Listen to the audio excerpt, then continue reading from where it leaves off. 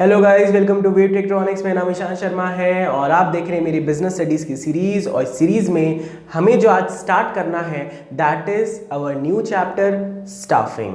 तो चलिए गाइस, आज के चैप्टर को हम शुरू करते हैं। और आज के चैप्टर में हमें जो समझना है वो समझना है स्टाफिंग क्या होती है, इसकी फीचर्स क्या क्या हैं, इंपॉर्टेंस क्या क्या है और ह्यूमन रिसोर्स मैनेजमेंट क्या चीज़ होती है। तो चलिए गाइस, आज के टॉपिक को शुरू करते हैं।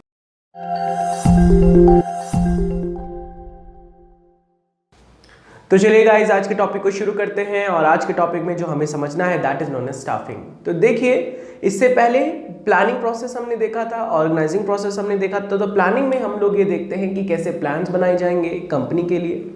उसके बाद हम ऑर्गेनाइजिंग करते हैं। ऑर्गेनाइजिंग में हम चीज़ों को ऑर्गेनाइज करते हैं, हम वेरियस जॉब पोजीशंस को बनाते हैं, हम वहाँ पर अथॉरिटी, रिस्पॉन्सिबिलिटी, अकाउंटेबिलिटी ये सब को डिसाइड करते हैं। हम ये देखते हैं कि कौन किसके नीचे बैठेगा, सुपीरियर सबऑर्डिनेट का क्या रिलेशन होगा। जब ये सारी चीज़ें एक बार डिस्कस हो जाती हैं तो उसके बाद अब हमें लोगों को पोस्ट को भरना है। तो जो पोस्ट है उसे भरने के लिए हमें लोगों की ज़रूरत पड़ेगी। इसलिए जो स्टाफिंग है ये इंसानों से रिलेटेड है। तो स्टाफिंग एक प्रोसेस होता है जहां पर हम लोगों को हायर करते हैं जॉब पोजीशन के अकॉर्डिंग, मतलब हमारी क्या क्या जॉब पोजीशन है उसके अकॉर्डिंग, और हमारे को किस तरह के एम्प्लॉयज़ की ज़रूरत है उसके अकॉर्डिंग हम लोगों को रखते हैं। इस पूरे प्रोसेस को हम स्टाफिंग कहते हैं। अब याद रखना, स्टाफिंग जो है ये एक खुद में ही एक सेपरेट मैनेजरियल फंक्शन है। क्योंकि देखिए, प्लानिंग और ऑर्गेनाइजिंग जो होती है वो एक पेपर वर्क पे ज़्यादा होती है। वहाँ पे हम प्लानिंग करते हैं तो भी पेपर पे करते हैं, ऑर्गेनाइजिंग करते हैं तो वो भी हम पेपर पे करते हैं। लेकिन पहली बार एक ऐसा फंक्शन है जहाँ पर हम लोगों को हायर करेंगे, इसको हम स्टाफिंग कहते हैं। तो स्टाफिंग एक प्रोसेस है जहां पर लोगों को हम रिक्रूट करते हैं, उनको सेलेक्ट किया जाता है, उनको ट्रेन किया जाता है और उनको फिर जॉब पोजीशन में रखा जाता है। इस पूरे प्रोसेस को हम स्टाफिंग कहते हैं। तो यहाँ पर इसकी डेफिनेशन लिखी है, फटाफट से इसको समझ लेते हैं। तो देखिए, इट रेफर्स टू फिलिंग, मतलब यहाँ पे हमें अपनी जॉब पोजीशंस जो हैं, जो हमारे पोस्ट हैं उसमें लोगों को फिल करना है and keeping field post with people. और जो हमारी पोस्ट है हमें ये भी ध्यान रखना है कि वो पोस्ट खाली ना हो, और अगर खाली होगी तो हमें फिर से क्या करना है, लोगों को हायर करके उसको भरे रखना है। तो स्टाफिंग एक प्रोसेस है जहां पर हम क्या करते हैं, पोस्ट को फिल करते हैं, और जो पोस्ट फिल है हमें ये इंश्योर करना है कि वो पोस्ट खाली ना हो, वो भरी रहे। इस पूरे प्रोसेस को स्टाफिंग कहते हैं। तो staffing is a process of recruitment, selection, training, development. इन पूरे प्रोसेस को हम स्टाफिंग कहते हैं। आई होप आपको इस स्टाफिंग का प्रोसेस अच्छे से क्लियर हो गया होगा। अब देखिए, स्टाफिंग में क्या क्या चीजें आती हैं। पहला आता है रिक्रूटमेंट, उसके बाद सिलेक्शन, उसके बाद ट्रेनिंग करना, प्रमोशन करना एंड ट्रांसफर करना। अब इनके अलग अलग क्या मतलब है। तो देखिए, रिक्रूटमेंट का मतलब होता है कि कंपनी क्या करेगी, एक एड पोस्ट करेगी, और एड पोस्ट करने में वो लिख देगी कि required such and such employees for such and such salary. फिर लोग क्या करेंगे, उस एड को पढ़ेंगे और जॉब के लिए वो रिक्वेस्ट करेंगे, कंपनी को रिक्वेस्ट भेजेंगे कि हमको जॉब्स ज़रूरत है। वो अपने आप का नाम वहाँ पे लिखवाएंगे, वो नौकरी की तलाश में अपने बायोडाटा को भेजेंगे। इस पूरे प्रोसेस को रिक्रूटमेंट कहते हैं।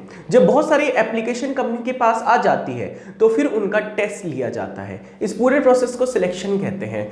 सिलेक्शन के बाद जो एम्प्लॉयज सेलेक्ट हुए हैं, जो हम लोगों ने एम्प्लॉयज को हायर किया है, उनको कुछ काम तो करना नहीं आएगा, या अगर आएगा भी तो कंपनी के नीड्स एंड वांट्स के अकॉर्डिंग नहीं होगा, तो कंपनी फिर उनको ट्रेनिंग देगी।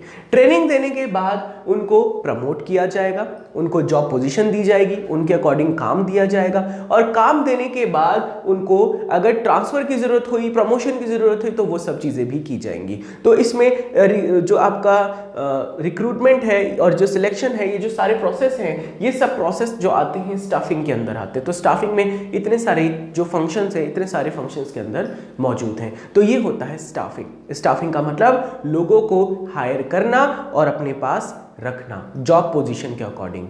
अब याद रखना, हमारे पास दो तरह की चीज़ें होती है, एक होता है एक्टिव, एक होता है पैसिव। एक्टिव जो हमारे पास यूनिट्स होती हैं उसमें मैन आ जाता है, और जो पैसिव यूनिट्स होती है उसमें आता है आपका मशीन, मटेरियल, मनी। तो हमारे पास दो तरह की चीज़ें होती है, एक होता है एक्टिव और एक होता है पैसिव। अब देखिए, पैसिव रिसोर्सेज कितने भी हो सकते हैं कंपनी के पास, जैसे मशीन्स कितनी भी हो सकती है, मटेरियल कितना भी हो सकता है, मनी कितना भी हो सकता है, लेकिन अगर उसके पास एक्टिव मेजर्स, जो एक्टिव चीज़ें हैं जैसे आदमी है, अगर वो अच्छे नहीं होंगे तो आपकी ऑर्गेनाइजेशन जरूर डूब जाएगी। इसलिए स्टाफिंग जो है ये बहुत इंपॉर्टेंट फंक्शन है, क्योंकि हम लोगों को यहाँ पर ऐसे एम्प्लॉयज़ को हायर करना है जो एक जॉब पोजीशन के अकॉर्डिंग एक अच्छा काम कर सकें, जिनमें बहुत ज़्यादा कैपेबिलिटीज़ हो और एबिलिटीज़ हो उस जॉब को परफॉर्म करने की। इसको हम स्टाफिंग कहते हैं। तो देखिए यहाँ पर इसके कुछ फीचर्स हैं स्टाफिंग में।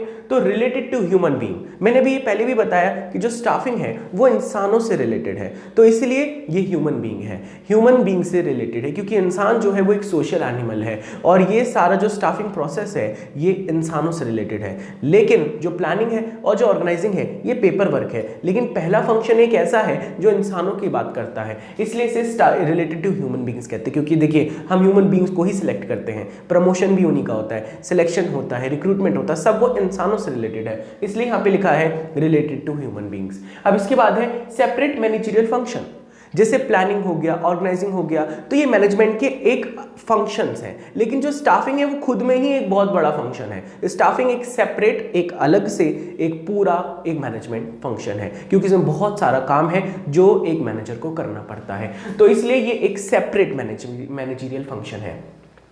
Essential at all managerial level, जो स्टाफिंग की जरूरत होती है, जो स्टाफ की रिक्वायरमेंट होती है, वो टॉप पे, मिड पे, लो पे, प्लेटफॉर्म एरिया पे, हर जगह पे आपको एम्प्लॉयज तो चाहिए। कुछ एम्प्लॉयज ऐसे होंगे जो ज्यादा नॉलेजफुल होंगे, कुछ एम्प्लॉयज ऐसे होंगे जो कम नॉलेजफुल होंगे, तो जो ज्यादा नॉलेजफुल होंगे उन्हें हाई पोस्ट मिलेगी, जो कम नॉलेज वाले होंगे उन्हें लो पोस्ट मिलेगी, जो बिल्कुल ही नॉलेज नहीं रखते होंगे तो उनसे लेबर वाला काम करवाया जाएगा। तो देखिए ये ऑल मैनेजरियल लेवल पे जरूरत होती है स्टाफिंग को करने की। उसके बाद related to social responsibility, related to social responsibility का मतलब होता है जो स्टाफिंग है वो सोशल रिस्पॉन्सिबिलिटी को फुलफिल करता है, क्योंकि इंसान जो है वो सोसाइटी में रहता है, सोसाइटी में रहेगा तो इंसानों को जब चुना जाएगा तो इंसानों को नौकरी दी जाएगी, उन्हें पैसा मिलेगा, फिर उससे क्या होगा, वो अर्निंग करेंगे, अर्निंग करने से क्या होगा, उनकी लिवलीहुड बढ़ेगी, वो उनका स्टैंडर्ड ऑफ लिविंग बढ़ेगा, उनकी फैमिली में नए नए तरह के वो सामान खरीदेंगे। तो ये सब चीज़ें जो होती है इंसानों से रिलेटेड है, और इंसान जो होता है वो सोसाइटी में रहता है, तो स्टाफिंग जो है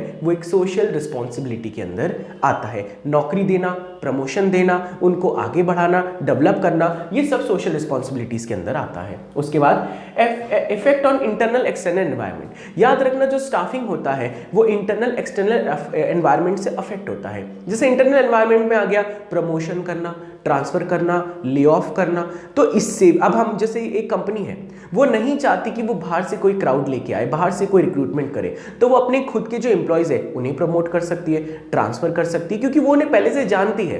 तो ये इंटरनल एनवायरनमेंट है। तो होता क्या है, जो बड़ी बड़ी पोस्ट होती हैं वो इंटरनल एनवायरनमेंट के थ्रू ली जाती हैं, लेकिन जो छोटी छोटी पोस्ट होती हैं वो एक्सटर्नल एनवायरनमेंट से हायर की जाती है। एक्सटर्नल एनवायरनमेंट का मतलब हो गया कि गवर्नमेंट की पॉलिसीज कैसी है, किस तरह से हमें रिक्रूटमेंट करना है, सोशल रिस्पॉन्सिबिलिटीज क्या क्या है, तो ये सब आता है एक्सटर्नल एनवायरनमेंट के अंदर, जो एक्सटर्नल फैक्टर्स होते हैं। तो ये सब चीजें मिला जुला के बन जाते हैं features of staffing. I hope आपको ये जो फीचर ऑफ स्टाफिंग है ये अच्छे से क्लियर हो गया होगा।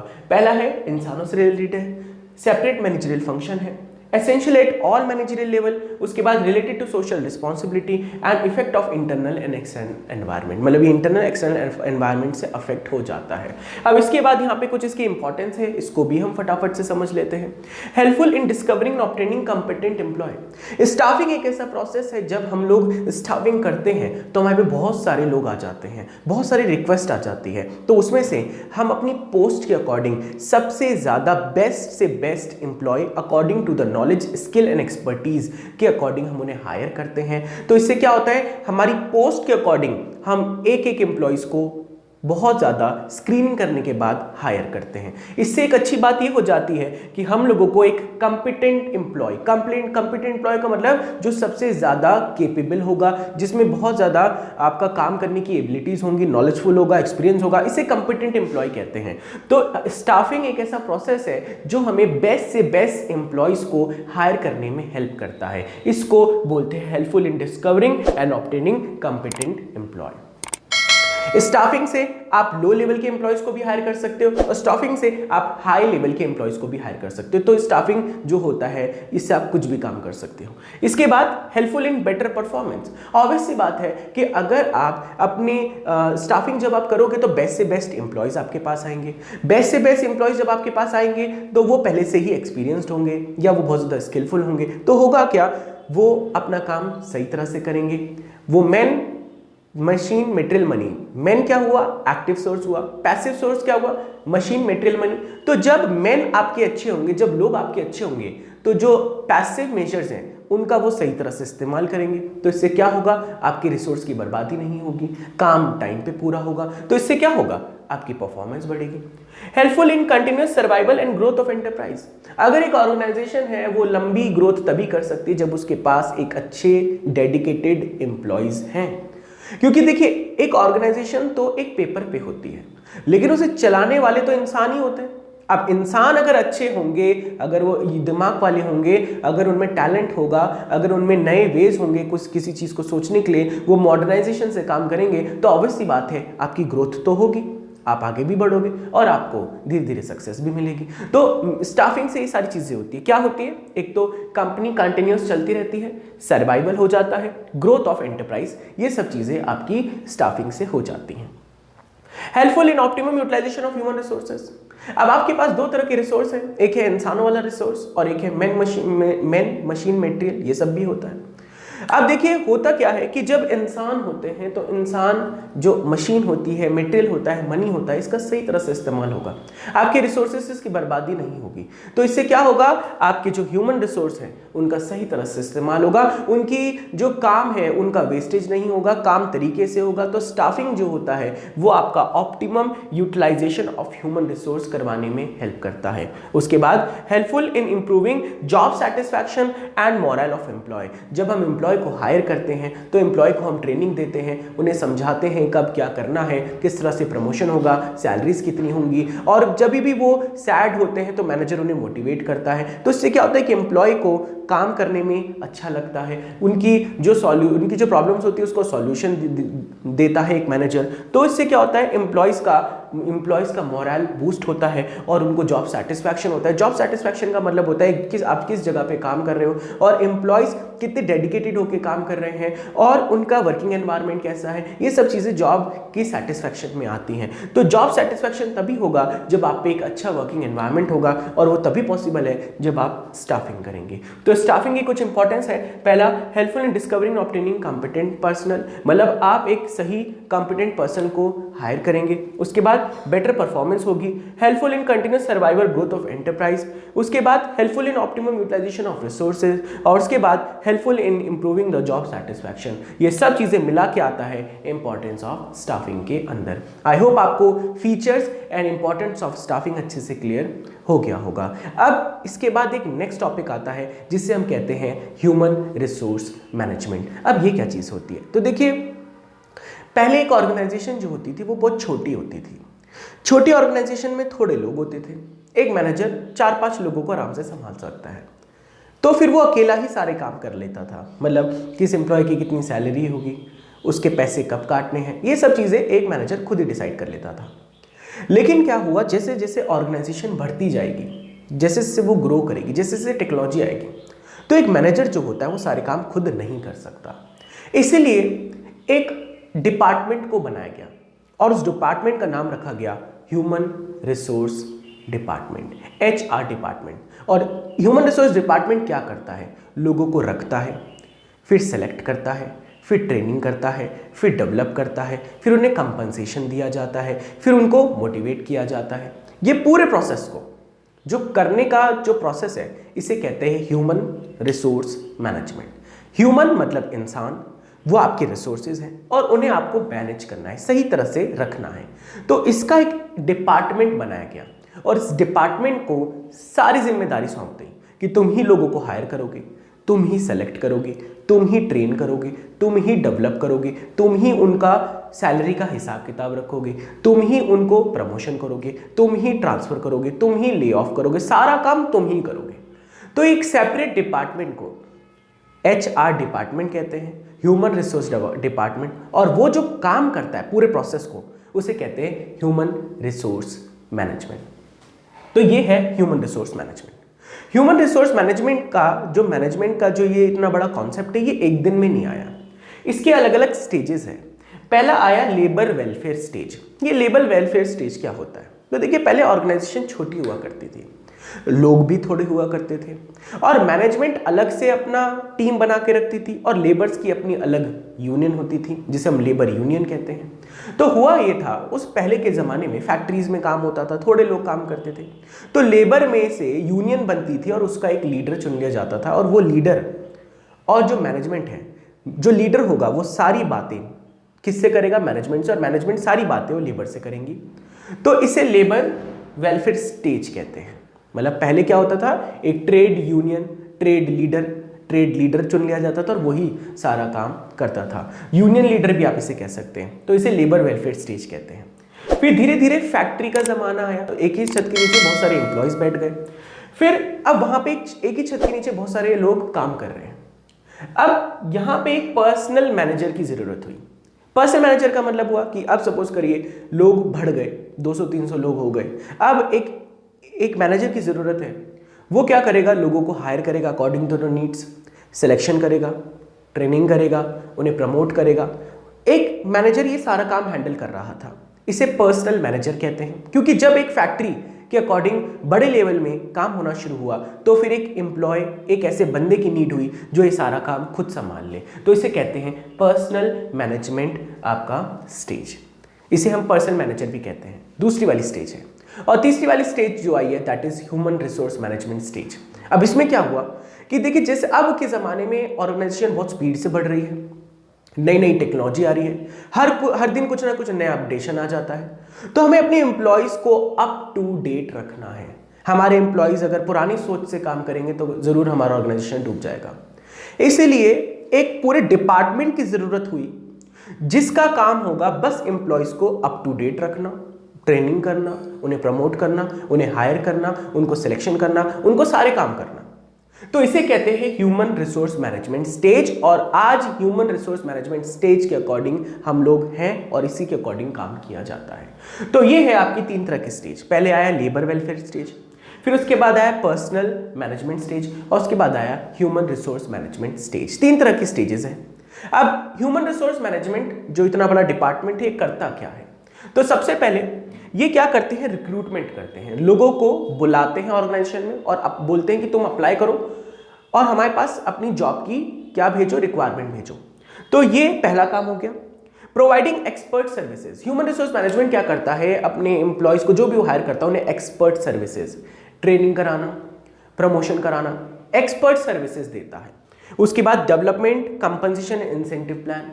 ये क्या करते हैं? अपने एम्प्लॉयज के लिए किसको कितनी सैलरी मिलेगी, किसका कितना पैकेज होगा, कितनी छुट्टी करेंगे तो कितना पैसा कटेगा, एवरीथिंग एक फाइनेंशियल चार्ट बनाया जाता है, सैलरी का चार्ट बनाया जाता है। कौन बनाता है? Human resource management. अगर आप इतना काम करोगे तो आपका प्रमोशन कैसे होगा, आपका ले ऑफ कैसे होगा, आपका ट्रांसफर कैसे होगा, ये सारे काम, ये सारी ड्यूटीज को निभाने की जिम्मेदारी कौन लेता है? Human resource management. Handling grievance and complaints. ये एम्प्लॉयज को कोई दुख है, कुछ तकलीफ है, तो ये ह्यूमन रिसोर्स मैनेजमेंट हर ऑर्गेनाइजेशन में होता है। वहाँ जाके उन्हें बता सकते हो कि मुझे प्रॉब्लम हो रही है या मेरी ये शिकायत है, मुझे ये नहीं हो रहा। तो ये क्या करते हैं? अपने एम्प्लॉयज की ग्रीवेंस को और जो दुख तकलीफ है उसको सुनते हैं और उसको सॉल्यूशन कराने में हेल्प करते हैं। उसके बाद वेलफेयर ऑफ एम्प्लॉयज। ये एम्प्लॉयज के वेलफेयर के लिए काम करते हैं। ये एम्प्लॉयज जो हैं उनके लिए काम करते हैं, उनको कभी कोई प्रॉब्लम ना हो। ये एम्प्लॉयज को एक अच्छा वर्किंग एनवायरनमेंट प्रोवाइड कराते हैं। कभी कभार एक एम्प्लॉयज या किसी कंपनी पे केस हो जाता है तो उसको डिफेंड करवाना, केस को लड़वाना, केस कैसे डाला जाएगा, ये सारी चीज़ों में मतलब एक एम्प्लॉयज के पीछे खड़े रहते हैं, उसको डेवलप करते हैं, उसे ट्रेन करते हैं, उसे मोटिवेट करते हैं और उसको केपेबल बनाते हैं, एक एम्प्लॉयज के हक के लिए लड़ते हैं। ये होता है ह्यूमन रिसोर्स मैनेजमेंट। और आई होप आपको ये सारा प्रोसेस अच्छे से क्लियर हो गया होगा। इसमें आज हमने पढ़ा कि स्टाफिंग क्या होता है, इसकी डेफिनेशन क्या है, स्टाफिंग में करेंगे क्या, recruitment, selection, training, promotion, transfer. Features आ गए रिलेटेड टू ह्यूमन बीइंग है, separate managerial function, essential at all managerial level, related to social responsibility, effect of internal external environment, ये इसके फीचर हो गए। यहां पर इसकी इंपॉर्टेंस आ जाती है कि helpful in discovering and obtaining competent personnel, helpful in better performance, helpful in continuous survival growth of enterprise, ये पढ़ा। Helpful in optimum utilisation of human resources का सही तरह से इस्तेमाल, helpful in improving the job satisfaction बढ़ाना, employ का morale high करना। उसके बाद हमने ह्यूमन रिसोर्स मैनेजमेंट को पढ़ा। इसमें 3 स्टेजेस हैं, labour welfare stage, personal management stage और ह्यूमन रिसोर्स मैनेजमेंट स्टेज। और उसके बाद इनकी ड्यूटीज क्या हैं वो हमने पढ़ी। आई होप आपको ये जो सारा टॉपिक है स्टाफिंग का ये अच्छे से क्लियर हो गया होगा। अगर आपको आज की वीडियो में कोई भी प्रॉब्लम आई है तो आप इसे कमेंट सेक्शन में लिख सकते हैं या आप हमको ईमेल भी कर सकते हैं। अगर आपको आज का वीडियो अच्छा लगा है और अगर आपको स्टाफिंग के कॉन्सेप्ट्स कुछ क्लियर हुए हैं तो आप इस वीडियो को अपने दोस्तों के साथ जरूर शेयर करिए, जिससे उनके भी बिजनेस के कॉन्सेप्ट अच्छे से क्लियर हो पाए। आई होप आपको आज की वीडियो अच्छे से क्लियर हो गई होगी। अब इसके बाद हमें मिलना है स्टाफिंग प्रोसेस में, जो उसकी अगली पार्ट होगी। Till then bye bye.